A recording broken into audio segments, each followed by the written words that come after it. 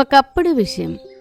ఒక అడవి దగ్గర మంగల్ అనే అతను తన భార్య ఇంకా అతని కూతురితో కలిసి ఒక గుడిసెలో ఉండేవాడు. అతను రోజు ఉదయం అడవికి వెళ్లి కర్రలు కొట్టి మళ్లీ సాయంత్రం తిరిగి ఇంటికి వచ్చేవాడు.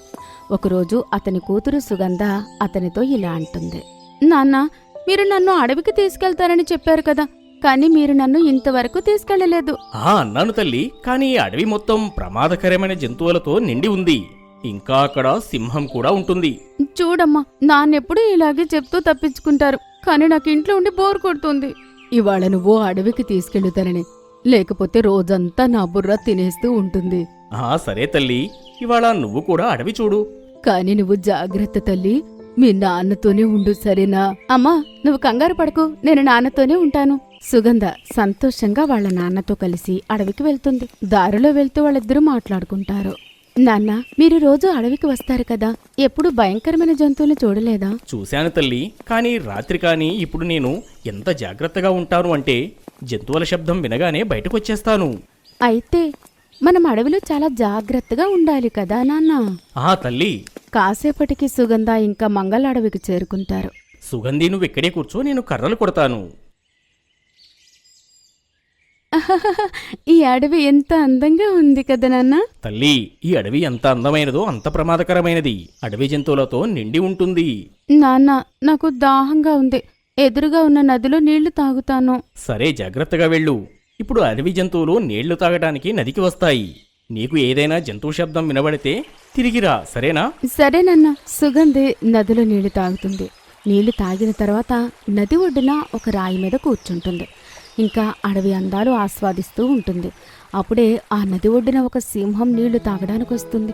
అది సుగంధిని చూస్తుంది. ఇంకా తన అందాన్ని చూసి ప్రేమలో పడిపోతుంది.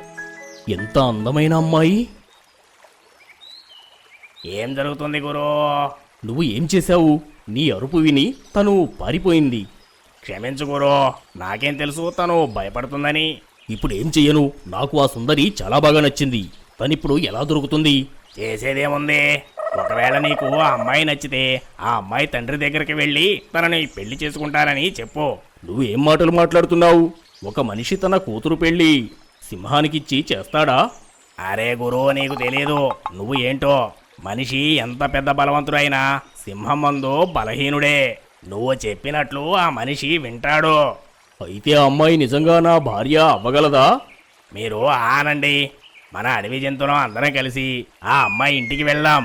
అప్పుడు చూద్దాం ఆ అమ్మాయి మిమ్మల్ని ఎందుకు పెళ్లి చేసుకోదో. తప్పకుండా చేసుకునే తీరుతుంది. సరే, అయితే నువ్వు అడవిలో ఉన్న జంతువులు అందరినీ నీతో తీసుకుని వెళ్ళు. నక్క అడవిలో సభ పెడుతుంది. ఇంకా అడవి జంతువులన్నీ ఆ సభలో పాల్గొన్నాయి. మన మహారాజు గారు ఒక మనిషి అమ్మాయితో ప్రేమలో పడ్డారు. ఇంకా ఆయన తనని పెళ్లి చేసుకోవాలట. మనిషి పెళ్లి ఒక సింహంతోనో? ఎందుకో, నీకేమైనా బాధ? లేదు లేదు, నాకేం బాధలేదు. అయితే సరే, మన అందరి జంతువులం కలిసి సింహం మహారాజా పెళ్లి ప్రస్తావన తీసుకొని కర్రలు కొట్టే ఆయన ఇంటికి రేపు మనం అందరం వెళ్తున్నాం. లేదు లేదు, ఒకవేళ మన జంతువులు అందరం ఆ కర్రలు కొట్టే ఆయన ఇంటికి వెళ్తే వాళ్ళు మనల్ని చూసి భయపడతారు. సింహం మహారాజు స్వయంగా తన పెళ్లి ప్రస్తావాన్ని తీసుకువెళ్తే బాగుంటుందనిపిస్తుంది. సరే, నేను సిద్ధంగా ఉన్నాను. అన్ని జంతువులు ఏనుగు మాటలను ఒప్పుకుంటాయి. ఇంకా నిర్ణయించుకున్నారు, సింహం మహారాజు తన పెళ్లి ప్రస్తావన తీసుకుని ఆ అమ్మాయి ఇంటికి వెళ్లాలని. మరుసటి రోజు ఉదయం సింహం ఇంకా నక్క కర్రలు కొట్టే అతని ఇంటికి వెళ్తాయి. మంగళ్ కుటుంబం సింహం ఇంకా నక్కని చూసి భయపడి వణికిపోతూ ఉంటారు. భయపడి పారిపోవాల్సిన పని లేదు. సింహం మహారాజు మిమ్మల్ని ఏమీ చేయడు. ఏనా మీ కూతురు చెయ్యి అడగడానికి ఇక్కడికి వచ్చాడు. ఏంటి, నా కూతురుతో పెళ్ళా? ఆ రోజు అడవిలో నేను మీ కూతురుని చూశాను. ఇంకా తన అందానికి దాసుడను అయ్యాను నేను. అందుకే నేను మీ కూతురిని పెళ్లి చేసుకోవాలి అనుకుంటున్నా. నేను తనని అడవికి మహారాణిని చేస్తాను.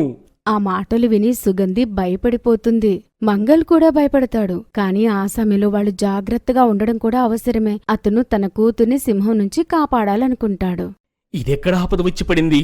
నేను ఈ సింహం నుంచి నా కూతురిని ఎలా కాపాడతాను? నేనిప్పుడు ఏదో ఒకటి ఆలోచించాలి. నాకు మిగిలింది ఒకటే దారి. ఏమండి, మీరేం ఆలోచిస్తున్నారు? మన ముందు సింహం నిలబడి ఉంది. ఏదైనా త్వరగా ఆలోచించండి, మన కూతుర్ని కాపాడండి. నాకు ఒక ఉపాయం తట్టింది. కంగారు పడకు నువ్వు. నాన్న, నాకు సింహం అంటే భయంగా ఉంది. సింహం మహారాజా, మీరు స్వయంగా చూశారు కదా నా కూతురు మీకు ఎంతలా భయపడుతుందో. నేను ఏమంటున్నాను అంటే మీరు భయంకరంగా కనిపిస్తారు, కానీ మీరు మనుషులకు చాలా ప్రమాదకరం. ఒకవేళ మీరు మీ పళ్ళు గోర్లు కత్తిరించుకుంటే అప్పుడు ఇస్తాను. మంగల్ మాటలు విని సింహం ఆలోచనలో పడి నక్కతో కలిసి తిరిగి అడవికి వెళ్ళిపోయింది. సింహం మళ్లీ తిరిగి వెళ్లి విషయమంతా అడవి జంతువులకి చెప్తుంది. మహారాజా, ఈ విషయం సరైనది. మిమ్మల్ని చూసి అడవి జంతువులు కూడా భయపడతాయి, సరేనా? మరి తాను ఒక మామూలు మనిషి. తను మీ కూరపళ్ళు మరియు చాకు లాంటి గోర్లు చూసి అయితే భయపడటం సహజం. మహారాజా, ఒకవేళ మీరు ఆ అమ్మాయిని పెళ్లి చేసుకోవాలనుకుంటే మీరు మీ పళ్ళు గోర్లు త్యాగం చేయాల్సి ఉంటుంది. దానికి సరేనా? సరే, నేను సిద్ధంగా ఉన్నా. మీరు అందరూ కలిసి నా గోర్లు పళ్ళు విరగ్గొట్టండి. ఆ తర్వాత అడవి జంతువులన్నీ కలిసి సింహం పళ్ళు ఇంకా గోర్లు విరగొట్టేస్తాయి. సింహం నొప్పికి అరుస్తూ ఉంటాడు. కానీ సింహం కూడా నిజమైన ప్రేమికుడు. ఆ అమ్మాయి కోసం సింహం తన అన్ని పళ్లను ఇంకా గోర్లను విరగొట్టుకుంటుంది. మరుసటి రోజు ఉదయం మళ్ళీ నక్క ఇంకా సింహం కర్రలు కొట్టి అతని ఇంటికి వెళ్తారు. ఇప్పుడు నేను నా గోర్లు పళ్ళు విరగ్గొట్టుకుని వచ్చాను. ఇప్పుడు నువ్వు నీ కూతురి నాకిచ్చి పెళ్లి చేస్తావా? మంగల్ సింహంని బాగా పరీక్షిస్తాడు. దానికి ఎక్కడైనా పళ్ళు ఇంకా గోర్లు ఉన్నాయేమో అని. అతనికి నమ్మకం కుదిరిన తర్వాత అతను తన గొడ్డలు తీసుకుని సింహాన్ని కొడుతూ ఉంటాడు. అది చూసి నక్క అక్కడి నుంచి పారిపోతుంది. మరి నేను నీ కూతురు కోసం నా పళ్ళు ఇంకా గోర్లు త్యాగం చేశాను కూడా. మరి నువ్వు నన్ను ఎందుకు కొడుతున్నావు? అరే, మరి సింహం ఇంకేం పనికి పళ్ళు గోర్లు లేకపోతే? ఇప్పుడు నువ్వు పేరుకు మాత్రానికే సింహానివి. ఇప్పుడు నువ్వు బలవంతుడివి కాదు. పారిపో, లేకపోతే నా చేతిలో చస్తావు. సింహం అక్కడి నుంచి పారిపోతుంది. ఇంకా సుగంధ్ ఇంకా తన తల్లిదండ్రులు దాన్ని చూసి గట్టిగట్టిగా నవ్వుతూ ఉంటారు. ఈ కథ నుంచి మనకి ఏం తెలిసిందంటే, కష్టమైన సమయంలో మనం ఓటమిని ఒప్పుకోకుండా మనం మన బుద్ధిబలాన్ని ఉపయోగించాలి. ఎలా అయితే మంగల్ చేశాడు.